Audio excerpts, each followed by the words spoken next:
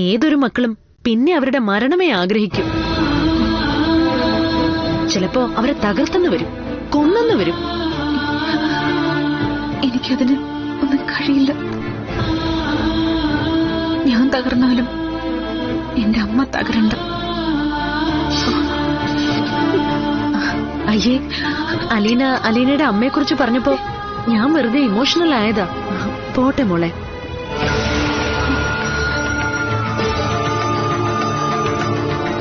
എന്താ മോള് ചിന്തിക്കുന്നത്?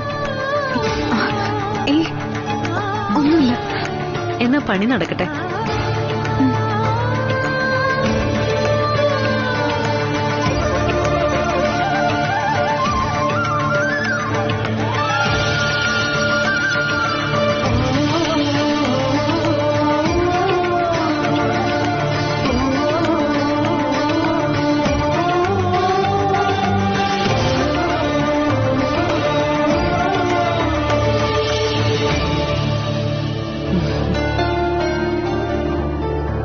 ഞാനൊരു സത്യം പറയട്ടെ, അമ്മയില്ലാത്തതിന്റെ ഒരുപാട് കുറവുണ്ട് മോളുടെ ജീവിതത്തിൽ.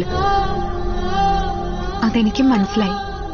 അതുകൊണ്ടാ ഒരമ്മയുടെ സ്നേഹം കൊതിച്ച് ഞാൻ മാഡത്തിന്റെ അരികിൽ നിൽക്കുന്നത്.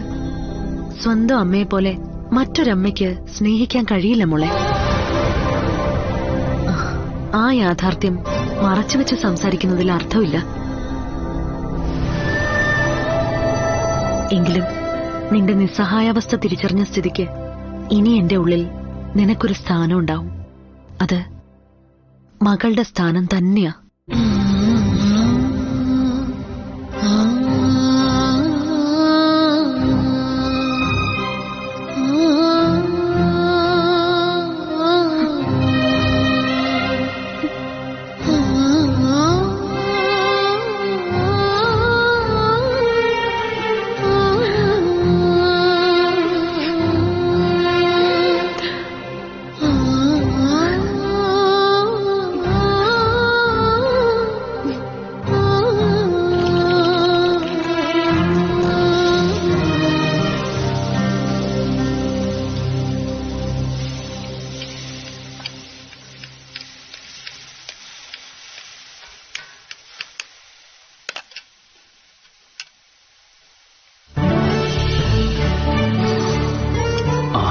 നല്ല മണമടിക്കുന്നുണ്ടല്ലോ.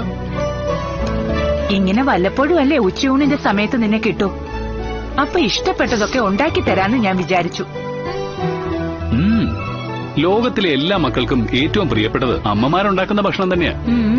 ദഹന പ്രക്രിയ കൃത്യമായിട്ട് നടക്കണമെങ്കിൽ കുട്ടിക്കാലം മുതലേ കഴിക്കുന്ന ആ ഭക്ഷണം തന്നെ കഴിക്കണം.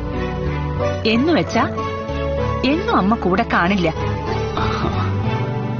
ഇനി നിനക്ക് ഭക്ഷണം ഉണ്ടാക്കി തരേണ്ടത് കയറി വരുന്ന പെണ്ണാ. ഓ, അതൊക്കെ കണക്കായിരിക്കും. ഇന്നിപ്പോ അടുക്കളയിൽ കയറി പാചകം ചെയ്യാൻ ഇഷ്ടപ്പെടുന്ന എത്ര പെൺകുട്ടികൾ കാണും? അതൊക്കെ അവിടെ നിക്കട്ടെ. ഇപ്പൊ നിന്റെ മനസ്സിൽ ഒരു പെൺകുട്ടിയുണ്ടോ? എന്താ അമ്മ അങ്ങനെ ചോദിച്ചത്?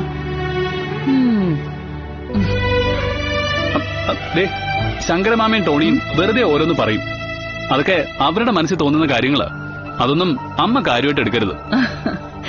എന്തായാലും കൊള്ളാം. എനിക്കിവിടെ ഒരു കൂട്ടു വേണം. അതിപ്പോ നീ തെരഞ്ഞെടുക്കുന്ന ഏത് പെൺകുട്ടിയായാലും കുഴപ്പമില്ല. 10-27 വയസ്സല്ലേ ആയുള്ളൂ. ഇനി 1-2 കൊല്ലം കൂടെ കഴിയട്ടെ.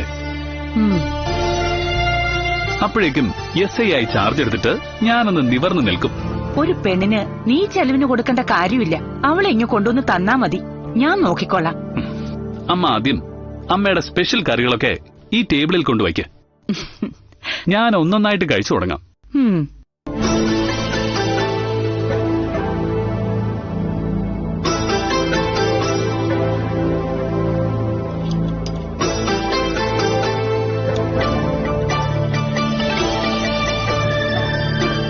ആഹാ, കഴിഞ്ഞില്ലേ? ആ, കഴിയാറായി. ഇനി മാഡം ടേസ്റ്റ് ചെയ്തിട്ട് എന്തെങ്കിലും കുറവുണ്ടോന്ന് പറഞ്ഞാൽ മതി. കോളേജിലെ മികച്ച അധ്യാപിക, കോടതിയിലും മികച്ച വക്കീല്, എഴുത്തിന്റെ കാര്യത്തിലും അങ്ങനെ തന്നെ. പിന്നെ പാചകത്തിലും മോശം വരുമോ? 4-5 ആൾക്കാരുടെ കഴിവുകള് ഒന്നിച്ച് കിട്ടിയിട്ടുണ്ട്. എന്റെ അമ്മയും അതുപോലെ കഴിവുള്ളൊരു സ്ത്രീയാ. അതുകൊണ്ടായിരിക്കും ചിലപ്പോ. വീണ്ടും അമ്മയുടെ വിഷയം എടുത്തിട്ടു. എനിക്ക് അവരെ പറ്റി കേൾക്കാൻ താല്പര്യമില്ല. ഇപ്പൊ മകളായതുകൊണ്ട് വർഷങ്ങൾക്ക് ശേഷം അറിയുന്ന അല്ലെങ്കിൽ കാണുന്ന അമ്മയെ പറ്റി പല കൗതുകങ്ങളും അലീനയ്ക്കുണ്ടാവും. എന്നാ നാളെ അലീന ഒരു അമ്മയാകുമ്പോ, ഒരു കുഞ്ഞ് ഉള്ളിലുണ്ടെന്നുള്ളൊരു ബോധം വരുമ്പോ, പിന്നത്തെ മാസങ്ങൾ ഒരു സ്ത്രീ അനുഭവിക്കുന്ന സന്തോഷവും ആകാംക്ഷയും പിരിമുറുക്കവും ഒക്കെ പറഞ്ഞു മനസ്സിലാക്കി തരാനൊക്കില്ല. അതനുഭവിക്കുക തന്നെ വേണം. പിന്നെ കുഞ്ഞിനെ നൊന്ത് പ്രസവിച്ചു കഴിഞ്ഞ ഒരമ്മയ്ക്ക് മക്കളോടുള്ള വികാരത്തിന് പരിധികളുമില്ല. ആ അവസ്ഥകൾ പിന്നിട്ടാലേ അലീനയ്ക്ക് അലീനയുടെ അമ്മയോട് ദേഷ്യവും വെറുപ്പും തോന്നും. പക്ഷിമൃഗാദികൾ പോലും ഒരു കാലം വരെ കുഞ്ഞുങ്ങളെ ചിറകിൽ ഒളിപ്പിക്കും. കാറ്റും മഴയും ഒക്കെ ഏൽക്കാതെ ശത്രുക്കളെ കണ്ണിൽ പെടാതെ കാത്തു സൂക്ഷിക്കും. അതിനേക്കാളും താഴേക്ക് പോകുന്ന സ്ത്രീകളെ നമ്മുടെ ഗണത്തിൽ പെടുത്താൻ പറ്റില്ല. അവളെ നീചയെന്നോ ദുഷ്ടയെന്നോ ഒക്കെ വിളിക്കാം. കുടില മനസ്സുള്ളവർക്കൊക്കെ തീരെ താഴേക്ക് പോവാൻ പറ്റും. അതൊക്കെ പോട്ടെ, ദേ ഈ കറി ഒന്ന് ടേസ്റ്റ് ചെയ്തേ.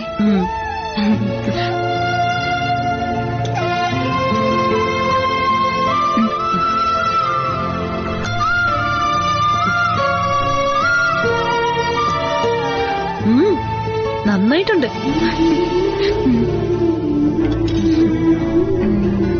ദേ ഇനി ഇതും കൂടിയേ.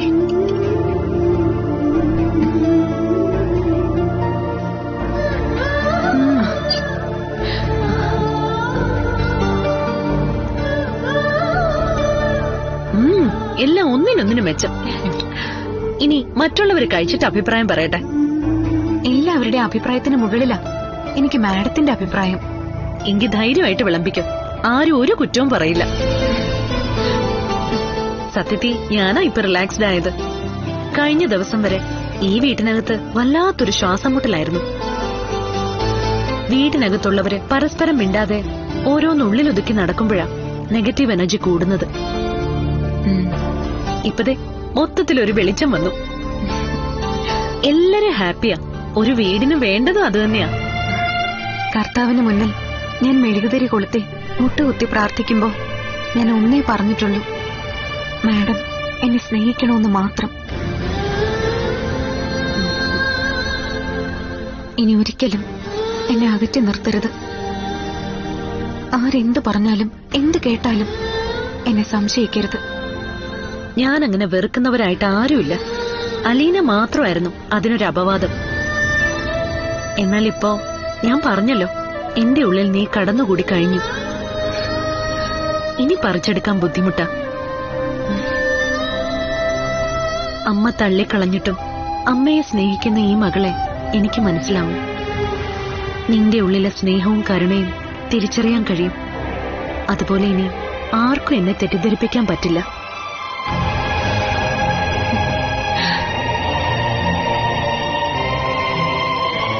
ഈ കറി എടുക്ക.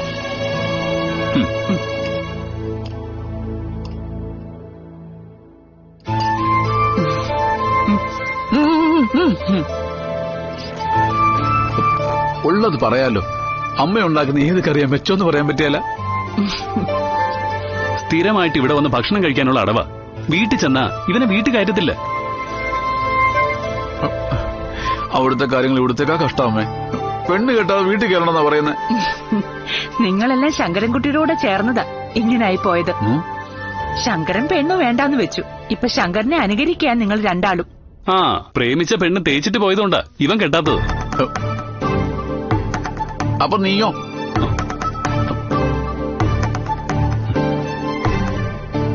ആ, ഇവന്റെ മനസ്സിലാരും ഉണ്ടെന്ന് പറഞ്ഞല്ലോ. ആരാ അത്?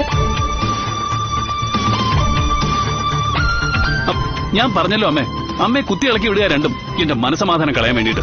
എടാ, ഇവിടെ ഒരു പെൺകുട്ടി ഉള്ളതാ എന്റെ മനസ്സമാധാനം. അത് ഞാൻ 100 തവണ പറഞ്ഞു കഴിഞ്ഞു.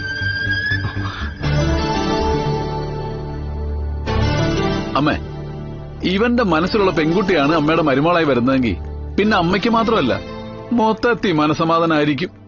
അല്ലടാ?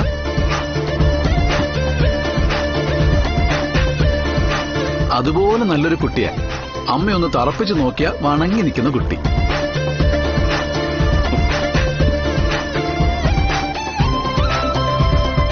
എന്റെ എന്റെ മരുമകൾ എന്നെ വണങ്ങി നിൽക്കണമെന്ന് എനിക്ക് താല്പര്യമില്ല.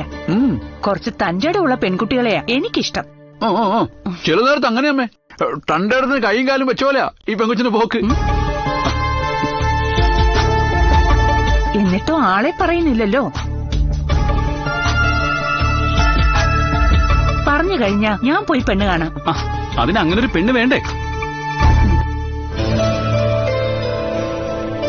വീട്ടിനകത്ത് മനഃപൂർവ്വം പ്രശ്നങ്ങൾ ഉണ്ടാക്കാതെ ഇവനും ഈ കിളവനും കൂടി ശ്രമിക്കുക. കിളവനോ? ഞാനോ?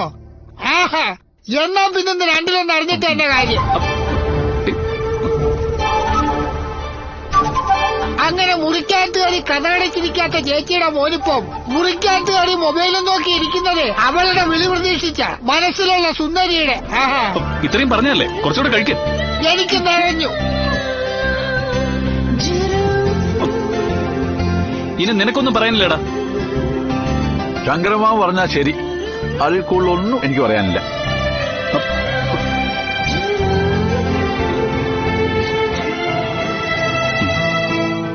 ആരാടാ കൊച്ച്? ആരുമില്ല. ആ പോയ രണ്ടെണ്ണവും അങ്ങനെ പലതും പറയും. അത് കേട്ട് അമ്മ പെണ്ണ് ആലോചിക്കണ്ട. എനിക്കിഷ്ടപ്പെട്ട ഒരുവളെ കാണുമ്പോ ഞാൻ തന്നെ അമ്മയെ കൊണ്ടുപോയി കാണിക്കാം. അവളായിരിക്കും എന്റെ ഭാര്യ. അതുവരെ ഈ വിഷയം പറഞ്ഞ് എന്നെ ശല്യം ചെയ്യല്ലേ. അങ്ങനെ ശല്യം ചെയ്യാതിരിക്കാൻ പറ്റില്ല. നിന്നെ വെറുതെ വിട്ടാലേ നീ ഒരിക്കലും വിവാഹത്തെപ്പറ്റി ചിന്തിക്കില്ല.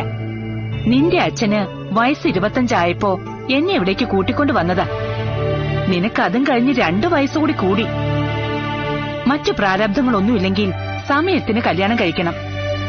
ഒരു 19 വയസ്സാവുമ്പോ നിന്നെ നോക്കാൻ പറ്റുന്ന കുട്ടികള് നിനക്കുണ്ടാവണം. അമ്മ ചിന്തിച്ച് ചിന്തിച്ച് ഒരുപാടങ്ങ് ദൂരത്തേക്ക് പോവാണല്ലോ. ഇനി എനിക്ക് ജീവിതത്തിൽ അവശേഷിക്കുന്ന ആഗ്രഹം നിന്റെ കുടുംബമാ. നീ ഭാര്യയും കുഞ്ഞുങ്ങളുമായി കഴിയുന്നത് എനിക്ക് കാണണം. നിന്റെ കുട്ടികളെ എനിക്ക് ലാളിക്കണം. എന്തായാലും ഇപ്പൊ നിന്റെ മനസ്സിൽ ഒരു പെൺകുട്ടിയുണ്ട്.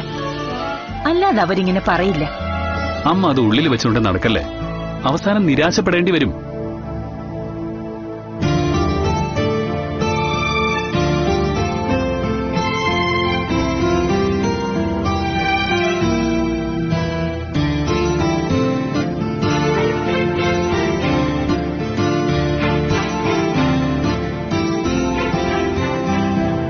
ഇനി ഇടയ്ക്കിടയ്ക്ക് ഇതുപോലെ നമുക്ക് പുറത്തു പോവാം മോളെ. അങ്ങനെയെങ്കിൽ മോളുടെ ചേച്ചി കൂടി അമ്മയ്ക്കൊപ്പം കിച്ചണിൽ കയറും. നമുക്ക് ഇഷ്ടപ്പെട്ട ഫുഡൊക്കെ കഴിക്കുകയും ചെയ്യാം. അമ്മയ്ക്കൊപ്പം ഇരുന്ന് ആഹാരം കഴിക്കാൻ പറ്റിയില്ല എന്ന പരാതി തീർന്നല്ലോ. ആദ്യം എന്റെ കുടുംബത്തിന് വേണ്ടി ഒരു നീക്കുപോക്ക് നടത്താമെന്ന് വിചാരിച്ചു.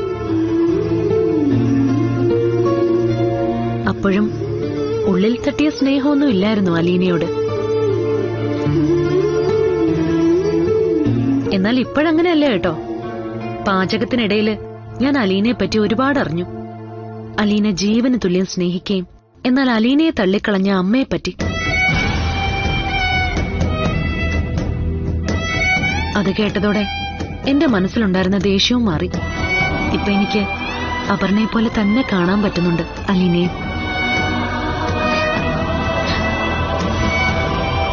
കേട്ടല്ലോ പറഞ്ഞത്. എങ്കിനി ഈ മാഡം വിളി ഒന്ന് അവസാനിപ്പിച്ചൂടെ? എന്നിട്ട് അമ്മയെന്ന് വിളിച്ചൂടെ?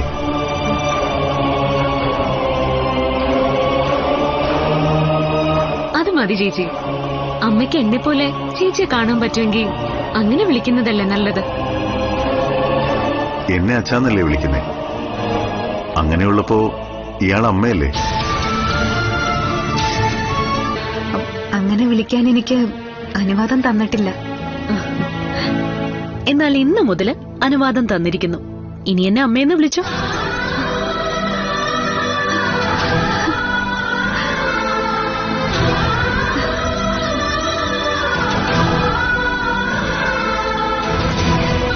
ഇനി എപ്പോഴെങ്കിലും സ്വന്തം അമ്മ അലീനയ്ക്ക് അരികിലേക്ക് വന്നാലും ആ വിളി മാറ്റരുത് കേട്ടോ.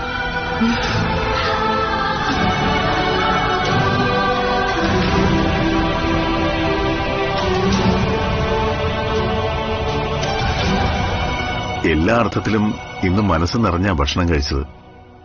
എന്നുവെച്ചാ കുറെ നാളിന് ശേഷമാ ഇത്ര സന്തോഷത്തോടെ ഭക്ഷണത്തിന് മുന്നിലിരിക്കുന്നത്.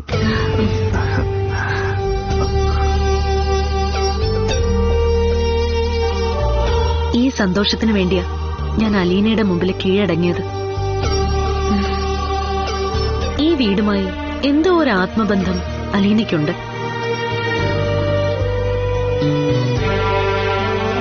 അതെന്റെ അച്ഛൻ വഴിയാണോ അമ്മ വഴിയാണോ എന്നറിയില്ല. അമ്മ കുറച്ചുകൂടി കഴിക്ക്. അയ്യോ, എന്റെ ഭക്ഷണമൊക്കെ ഇത്രയേ ഉള്ളൂ. പിന്നെ മോള് പറഞ്ഞതുകൊണ്ട് കുറച്ചുകൂടെ കഴിക്കാം.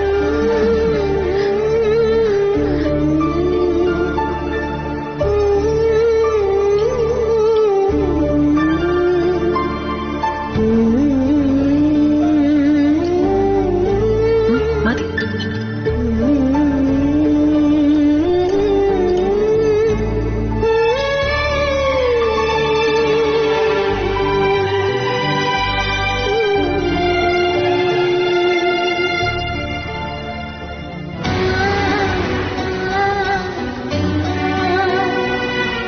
അമ്മയും ഒന്നിച്ചുള്ള നിമിഷങ്ങൾ ഇനി ഇതുപോലെ ഇന്നും എന്റെ ജീവിതത്തിൽ ഉണ്ടാവും. എനിക്ക് അമ്മയെന്ന് വിളിക്കാനുള്ള സ്വാതന്ത്ര്യവുമായി. ഇതായിരുന്നില്ലേ ഞാൻ കുറച്ചു നാളായി കൊതിച്ചിരുന്നത്, ആഗ്രഹിച്ചിരുന്നത്?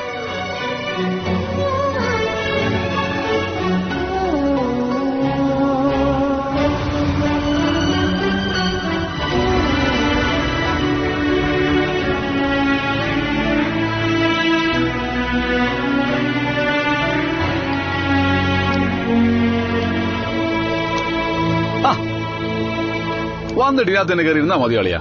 നമുക്കൊന്ന് കറങ്ങുമൊക്കെ വേണ്ടേ? ഓ, ഒരു മൂടില്ലടാ. ആ.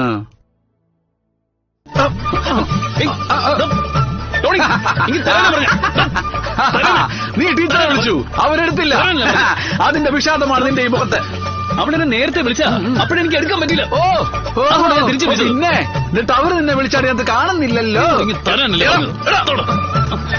അല്ലയാ, ഇത് മോശം ഏർപ്പാടാ. എടാ, നിനക്കൊരുപാട് അവസരങ്ങളുണ്ട് ടീച്ചറിനോട് കാര്യങ്ങൾ തുറന്നു പറയാൻ. നീ ഇവിടെ എത്തിക്കഴിഞ്ഞാലേ നിന്റെ ജോലി അവരുടെ പിന്നാലെയുള്ള ഈ അലച്ചില. അങ്ങനെ അലയുന്നതിനിടയ്ക്ക് നീ നിന്റെ കാര്യം പറയണം, മനസ്സ് തുറക്കണം. അങ്ങനെ തുറക്കാൻ വേണ്ടി കാര്യങ്ങളൊന്നുമില്ല. ജസ്റ്റ് ഒന്ന് സൗഹൃദം പുതുക്കണം തോന്നി വിളിച്ചു, അത്രേ ഉള്ളൂ. എടാ, ടീച്ചർ ഒരു ക്രിസ്ത്യാനി പെണ്ണ, അവര് നിനക്കാ ചേരുക. എടാ, ജാതി മതമൊന്നും അല്ല അളിയ കാര്യം, സ്വഭാവങ്ങൾ തമ്മിലുള്ള ചേർച്ചയാണ്.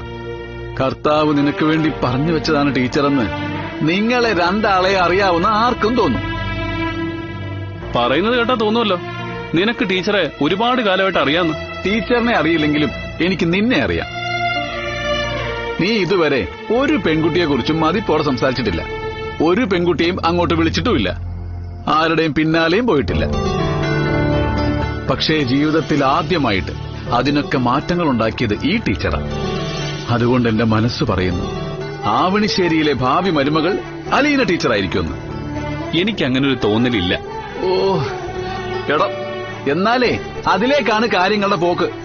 നീ ഈ ദുരഭിമാനം വെടിഞ്ഞിട്ട് കാര്യത്തിലേക്ക് കടന്നില്ലെങ്കിലേ പിന്നെ ഞാനും ശങ്കരമാമയുണ്ട് എല്ലാം കൈകാര്യം ചെയ്യാൻ. പോടാ.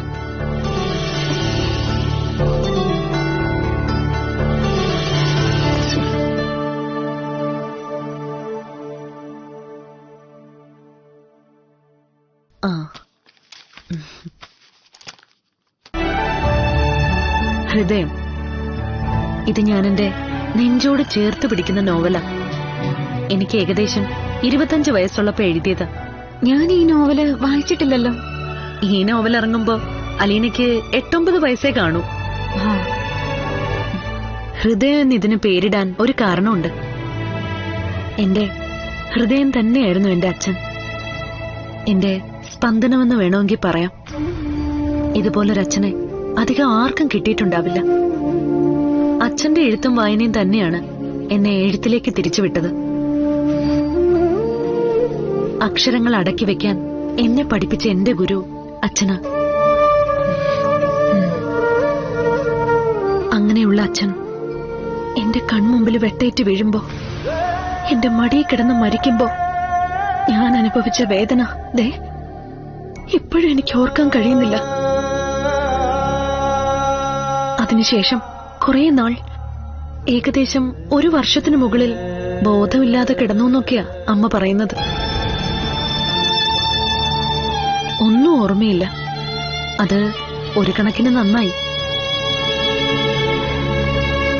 അല്ലെങ്കിൽ ആ നാളുകളിലൊക്കെ എങ്ങനെ ജീവിക്കുമെന്നൊക്കെ ഞാൻ ഓർത്തു പോയിട്ടുണ്ട്.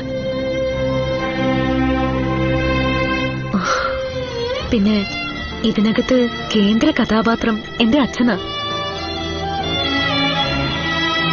എന്നെ ഹൃദയത്തോട് ചേർത്ത് നിർത്തിയ, ഞാൻ ഹൃദയം കൊടുത്ത എന്റെ അച്ഛൻ. അതുകൊണ്ടാ ഞാൻ പറഞ്ഞത് ഇതാണ് എനിക്കിഷ്ടപ്പെട്ട നോവലെന്ന്. ഞാനിത് മോൾക്ക് തരികയാണ്. സാധാരണ ഈ ലൈബ്രറിയിൽ നിന്ന് ഒരു ബുക്ക് പോലും ഞാൻ ആർക്കും കൊടുക്കാറില്ല. കൊടുത്താൽ തന്നെ ഞാനത് കൃത്യമായിട്ട് തിരിച്ചു വാങ്ങും. അത് മോക്കറിയാലോ. എന്നാ ഈ നോവല് മോൾക്കുള്ള എന്റെ സമ്മാനമാ. ഇതെനിക്ക് മടക്കി തരണ്ട.